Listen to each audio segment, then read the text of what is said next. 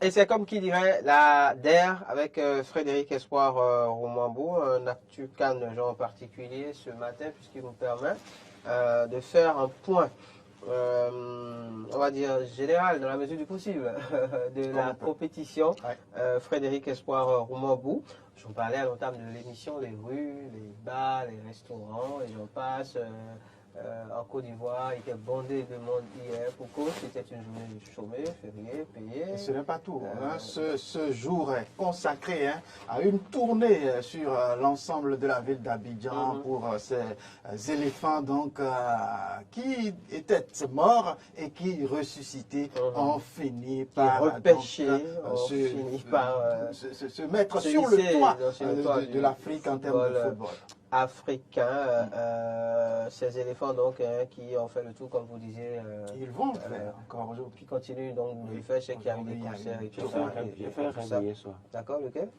J'ai vu le Bénin gagner la coupe et on a fait le tour de la ville. D'accord. Cotonou, jusqu'à Yaboumé. Jusqu'à Abomey. D'accord. Au bord en quelle année? Sauf que en quelle année est-ce que c'est le prophète en lui qui a parlé ou bien 2043. D'accord, 2043. D'accord, pendant 20 ans, pratiquement 19 ans. Vous serez déjà dans votre retraite. Oui, bien évidemment. Vous serez encore en activité. Prenez Espoir Roumambou. Allons-y. La CAN, la compétition est terminée.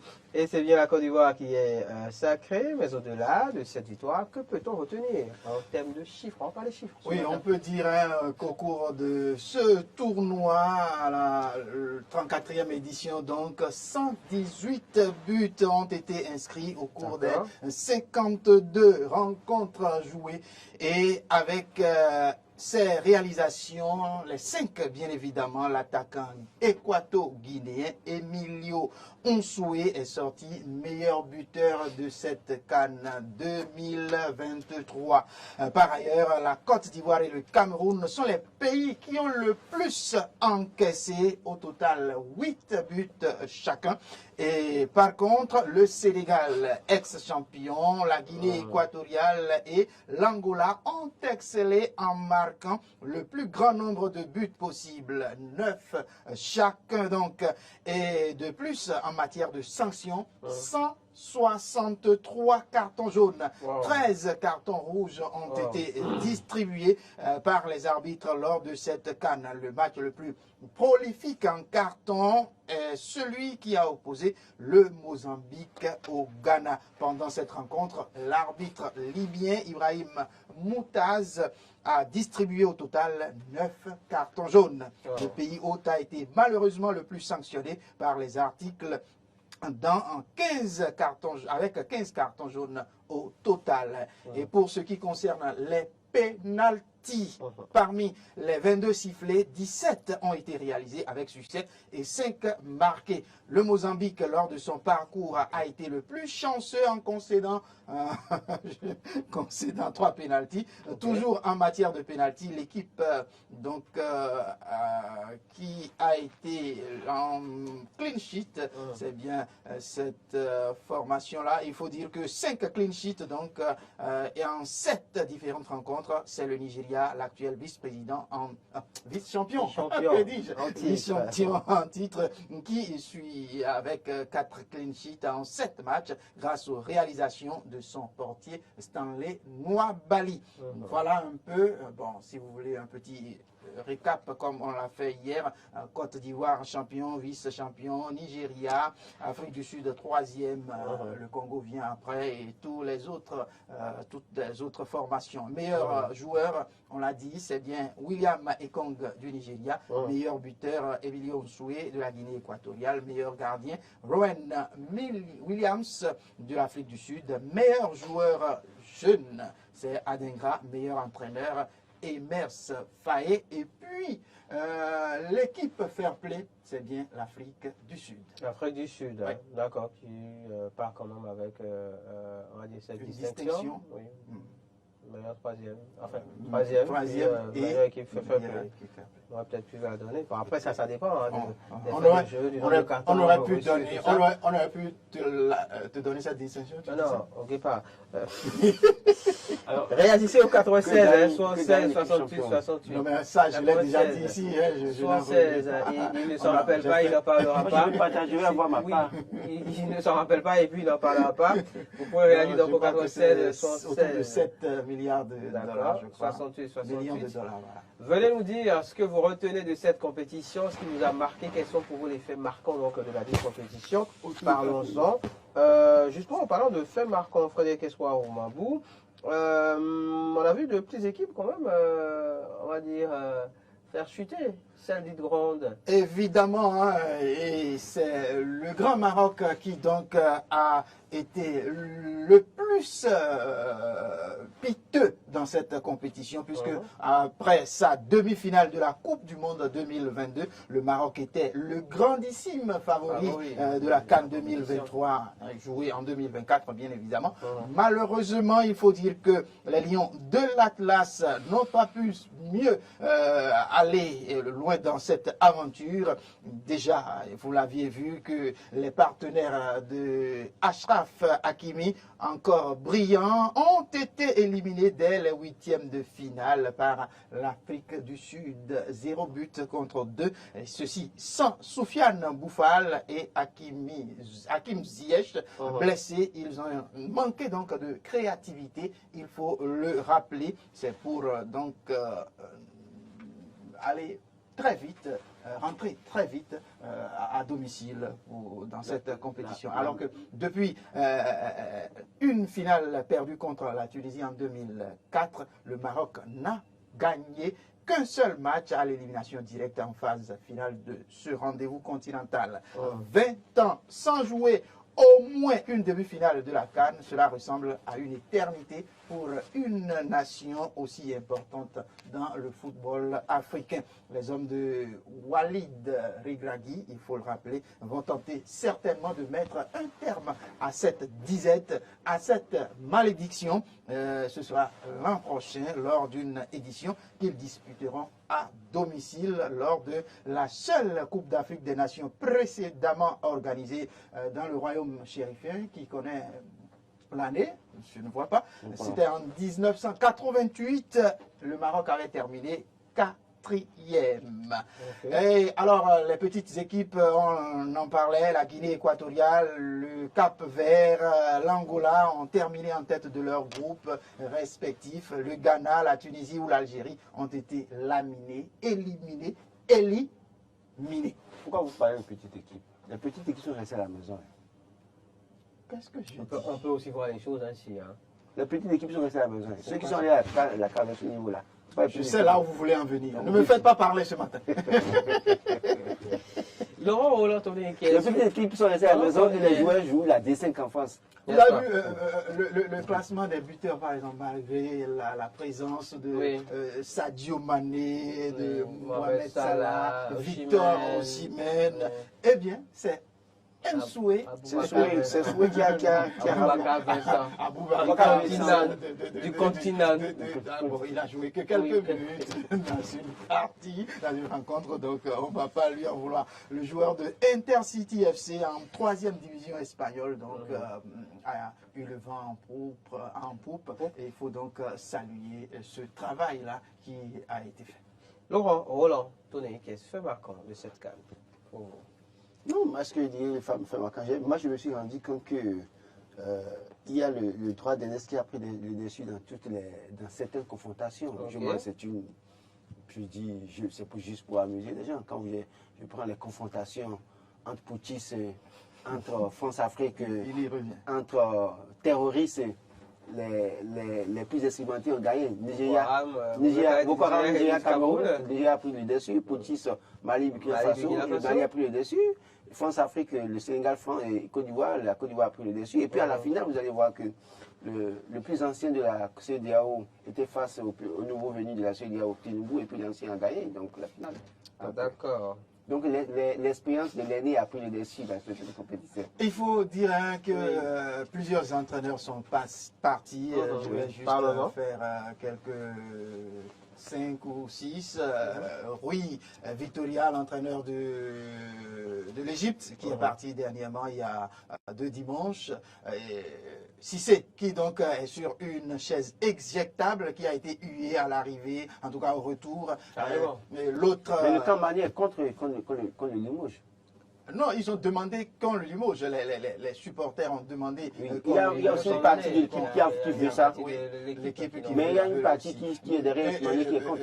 Dans le même temps, hein, de l'autre côté du continent, le continent, notre ami Song, qui est en fin de contrat, est-ce qu'il sera renouvelé? Il faut dire qu'on entend des rumeurs qui disent qu'il y a simplement d'autres entraîneurs qui sont scrutés. Et pendant ce temps, Belmadi va partir, Hugton Chris est parti, il y a également Diablel Kadri qui donc est parti, il y a bien d'autres qui sont donc partis dans cette compétition. Tom Saint-Field, bien évidemment. Oui, juste, lui il a été interviewé, je crois que les gens lui ont demandé quelle serait sa prochaine destination, il a évoqué certains pays, notamment la Côte d'Ivoire. Nous n'allons pas oublier, nous n'allons pas oublier Gassé. Oui, Gassé qui est également parti après cette débâcle. Je vais faire un point d'orgue sur Emers Faye, c'est le premier entraîneur à remporter la Coupe d'Afrique sans donc l'avoir pris. Sans avoir pris l'équipe au départ. Ce n'est pas arrivé depuis le début de ce tournoi. Depuis 34 éditions, c'est la première fois que c'est un record. C'est un record. C'est un record. Comme il en a été pour justement, quand vous serez entraîneur des écureuils, vous allez battre encore un jour. Non, c'est pas prévu. Non, c'est pas prévu. En fait, écureuil, Guépard, c'est Guépard, c'est la même chose. Parce que rien n'a changé. C'est pas prévu. Non, en fait, les écureuils, partie d'écureuil au guépard, il faut d'abord que les écureuils d'antan se mettent dans la tête qu'il faut foncer. Le problème, c'est que... Et donc, dans leur tête, ce n'est pas encore arrivé. Pour vous montrer que rien n'a changé, c'est qu'ils étaient écureuils, ils étaient en première ou deuxième division. Ils sont devenus guépards, ils sont en 5e division. Vous attendez quoi? Allez, ce accord de la compétition Frédéric Espoir Roumabou, on ne peut s'empêcher de s'appesantir sur le cas ivoirien. Cette équipe. Alors, vous voulez qu'on parle de cette surprise, la grosse surprise qu'a été donc cette équipe ivoirienne. Donc, il faut dire que cela prouve que l'éléphant ne meurt pas. Personne ne donnait cher la peau des éléphants ivoiriens au soir donc du 22 janvier. Après la chair d'éléphant. C'est évident. Est-ce que vous en avez déjà consommé, Laurent Roland? Je ne sais pas. Vous qui aimez consommer de tout et de rien. J'ai touché, j'ai eu la chance de voir l'ivoire, de toucher l'ivoire, de toucher même l'éléphant, mais je n'ai pas encore consommé en tant que... Moi, j'en ai aperçu de loin et j'ai... Vous êtes, apparemment, tel que vous parlez de la viande d'éléphant, vous êtes une menace pour la faune. C'est ça. Allez-y, développez. Alors, donc, le 22 janvier, après donc la débâcle de cette équipe Gassé, où on voit Gassé, les 2 bras sur la tête, en face donc de ceux qui se tramaient. On appelle ça Tchoubou. Personne donc ne donnait cher à la peau donc de ces éléphants. Les Ivoiriens ont accédé au 8e de finale par la petite porte et ont terminé la compétition au sommet. Et ils ont battu le Sénégal au tir au but après 1 but partout, donc en temps réglementaire. Ils ont fini par battre aussi le Mali et la République démocratique du Congo et le Nigeria sur la route sinueuse qui les a amenés jusqu'au trophée. Preuve que leur parcours relève autant de contes de fées que de science-fiction. Les coéquipiers de Franck Kessié ont gagné 3 de leurs matchs à élimination directe après avoir été menés. Vous direz certainement que c'est un miracle. Alors, moi j'ai envie d'ajouter un fait marquant de cette CAN, quand même, c'est le jeune 6 mois Adingra. Aujourd'hui, je voudrais rappeler aux Béninois, calmez-vous. Vous aimez trop vous réjouir quand on a le résultat. Parce que j'ai vu, c'est vrai que RMC a écrit une compte de vérité sur l'histoire du jeune. Et je crois que celui qui l'avait récupéré, le coach Bédessin, a interpellé, est venu apporter la vraie information. L'éclairage. Est venu éclairer. Mais j'ai pu voir depuis hier nos parents, d'Agonlé, comme espoir en face de moi, nos parents d'Agonlé, estimer que son papa, oui, mais que c'est leur fils et que lui, on commençait par implorer son père de la roue pour qu'il veille sur lui. Mais je rappelle que ce petit, quand il est venu dans ce pays, il y a des gens d'Agonlé à Cotonou, mais le gars lavait les bols dans les restaurants. C'est ça. Il a dit. Et aujourd'hui, le gars gagne maintenant, il se fait remarquer. Et on veut maintenant montrer qu'on est son oncle. Non, vous savez, hein, c'est toujours la réussite qu'il y a de parents. C'est un comportement au-delà d'être béninois qui est humain. Oui, non. C'est pour vous dire quoi. C'est pour vous dire que prenons-nous au sérieux dans ce pays pour une fois et essayons d'aider les gens qui ont besoin d'aide et de les pousser. Il ne faut pas attendre les résultats pour commencer par se réjouir. Je parle d'espoir. D'accord. Vous connaissez l'âge réel de Témès Faye? Non. Il a aujourd'hui, ou plutôt au jour de la finale, il avait 40 ans. 18 jours. Et il est devenu le plus jeune coach de l'histoire. Donc il a eu ses 40 ans pendant la compétition. Et oui, la CAN. Il est également le premier à parvenir, sans avoir débuté le tournoi, je le disais tantôt, en tant que coach principal. Au-delà de ça, oui, le Nigeria était le Nigeria qui donc a été battu à la finale, ne s'est plus incliné plutôt à la CAN lors d'un match comme ça où il avait ouvert le score depuis le 12 janvier 2010. C'était contre l'Égypte. La Côte d'Ivoire est la 12e nation hôte à réussir à s'imposer lors de la CAN qu'elle a organisée. Et la dernière fois, c'était l'Égypte en 2006. En 2006. Voilà. Allez, fin marquant en tout cas pour les amis internautes. Leader Maurice parle justement de la Côte d'Ivoire après avoir été battu 4-0. Comment la Côte d'Ivoire s'est-elle retrouvée qualifiée encore en 8e de finale? Il n'a pas compris peut-être. Expliquez-lui ce qui s'est passé en quelques mots. L'équipe a fini meilleur troisième. L'équipe a fini le dernier des meilleurs troisièmes. Dernier des meilleurs troisièmes. Il faut le dire. Meilleur troisième repêché parce que on s'attendait. C'était un calcul. C'est la première fois que je vois un gagnant, le capitaine de l'équipe gagnante, brandir pratiquement un drapeau autre que celui de sa nation. On peut comprendre parce que cette victoire, il a droit aussi aux Marocains. Et puis, je pense que ce sont les Marocains qui organisent également les Ivoiriens, pour la circonstance, c'était comme les Béninois. On perd, et puis on a 4 Et on commence par faire des calculs. Allez, il y a Clément Sauvignon qui parle du pénalty non sifflé pour le Sénégal contre la Côte d'Ivoire qui l'a marqué. Ça, c'est derrière nous. Les gens disent la coupe passer en Billon le pétrolier qui estime que oui, on peut partir de zéro et devenir héros pour justement parler de la Côte d'Ivoire. Puis il y a ces deux réactions. Celle de Ronald Wixos qui parle de l'absence des écureuils, c'est ce qu'il a marqué. Rodrigue Akporo qui parle lui justement des guépards qui n'ont pas joué la CAN. Donc oui.